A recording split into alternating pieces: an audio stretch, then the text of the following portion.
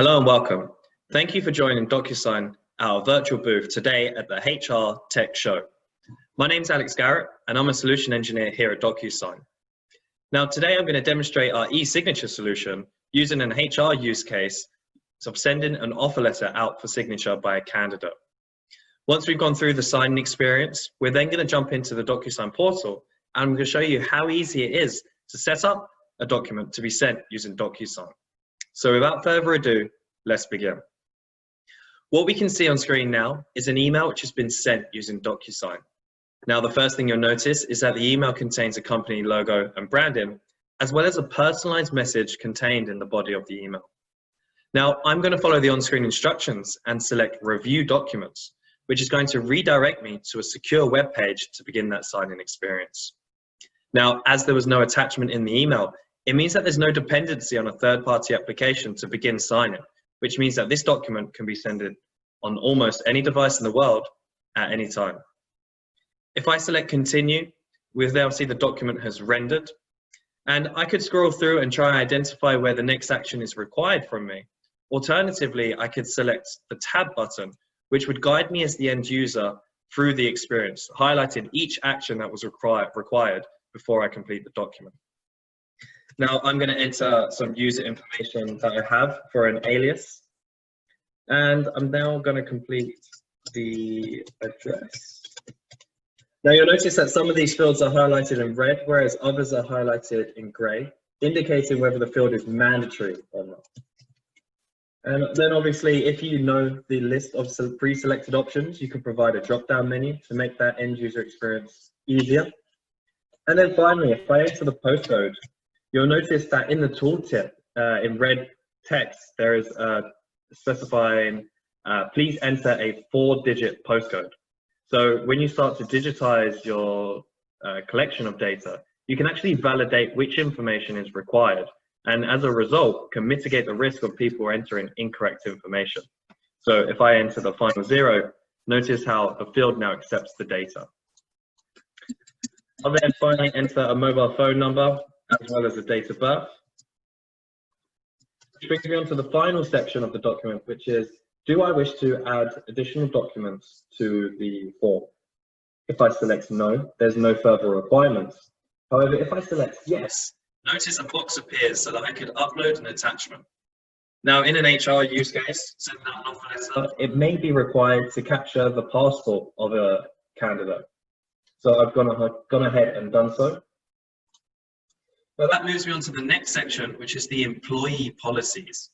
Now, many of our customers set up employee policies so that a user has to read and accept the changes. So you'll notice here, I can see the employee policies in front of me, and I can't actually accept the document until I've scrolled down to the bottom to indicate that I've read it all.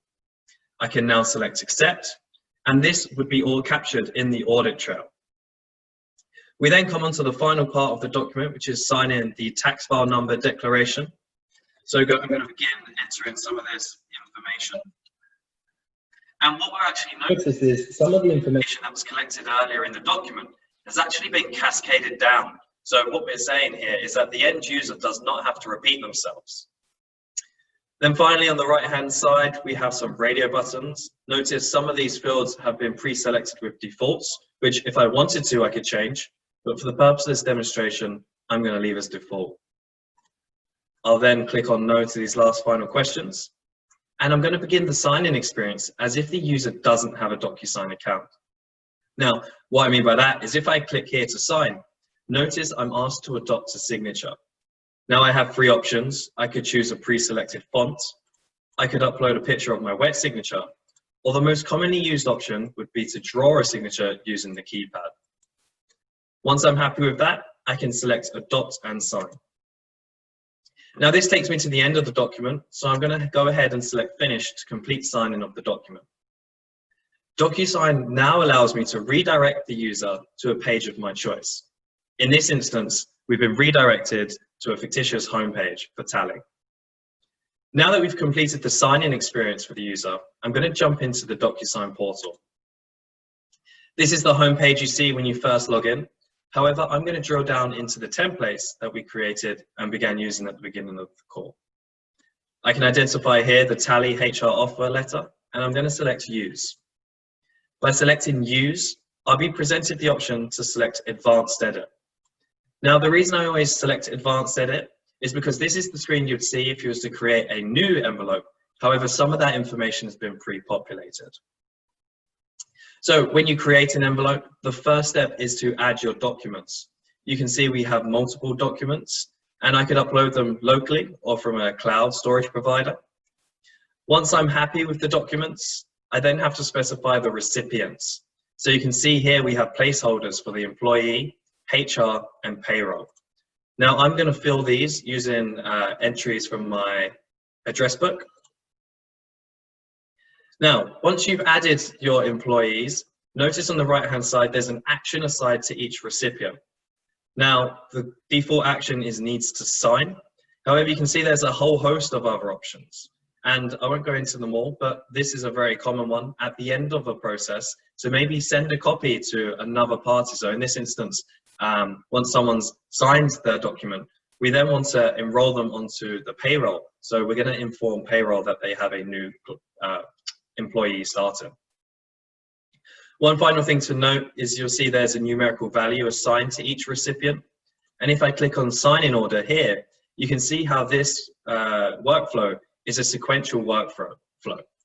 It is worth noting that if you wanted to, you can actually run tasks in parallel. So you see I would send the document, both signers sign, and then it gets sent to the payroll to sign, to action their piece. For the purpose of this demonstration, I'm going to keep the document as a linear workflow. Then on the left-hand side, we have the text which is contained in the body of the emails. In this instance, we've specified each recipient will receive a different message. And if I touch on advanced options, a real simple concept, but something that many of our customers find beneficial is the reminders section. So by setting up automatic reminders, you're hopefully removing the requirement of your internal teams having to chase and find out where these agreements are. This now brings me on to the final page before we send the document, which is the tagging of the documents. Now, on the left-hand side, we have a list of fields which can be simply dragged and dropped onto the document. We have your signature fields, your names, and when collecting information from a recipient, you could use text, checkboxes, drop-down menus.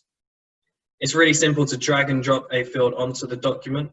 You place it where you want, resize it, and can move it. Then on the right-hand side, you have the properties for that field. So you can specify if it's mandatory or not, as well as adding validation, so controlling the data which is input. If I then scroll down to the bottom of the page of the envelope, what you'll notice is that we have fields which are highlighted in yellow and other fields which are highlighted in blue. Now this is how we differentiate between our different recipients. And I can actually toggle between my recipients using the drop-down menu in the top left-hand corner. If I toggle and change to the HR manager, notice how the fields on the left, if I was to drag and drop them, they would now be for that recipient. One final thing to touch on is that the envelope can also be configured to send to specific people within the workflow. If I click document visibility here, I can control which recipient sees which document. So I'm now going to go ahead and send the envelope. And that's going to redirect me to my sent box. What I'm going to do from here is I'm going to drill down into the envelope we began signing at the beginning of the call. Notice the envelope has the status waiting for others, and the recipient, Stephen Signer, has signed the document. This means that we're now just awaiting Sophie to sign before sending a copy to payroll. I'm going to jump back into my inbox, into Sophie's inbox, and you can see she now has the email. I'm going to go through the signing experience for Sophie. Now, unlike Stephen, Sophie already has a DocuSign account. So when she comes to complete the document, you'll notice that when she signs the document, she actually just uses a click of a button to append her signature, as she's already adopted the signature. If I now select finish, that will complete the document for all parties, and everyone who signed the document will receive a copy of that signed document. If I drill down into my inbox, you'll notice that Sophie will receive an email from DocuSign informing her that everyone has completed the document. there'll be a link to access the document, and we actually can attach the email.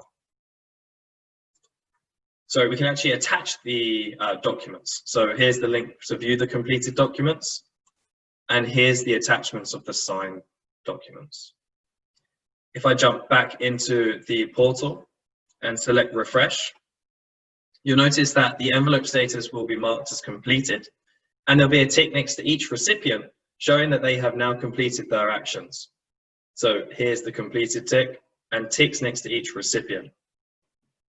Now that the document has been signed, if I select more and then select history, here you can see we have a real granular breakdown in chronological order to identify the actions as and when they happened on the document.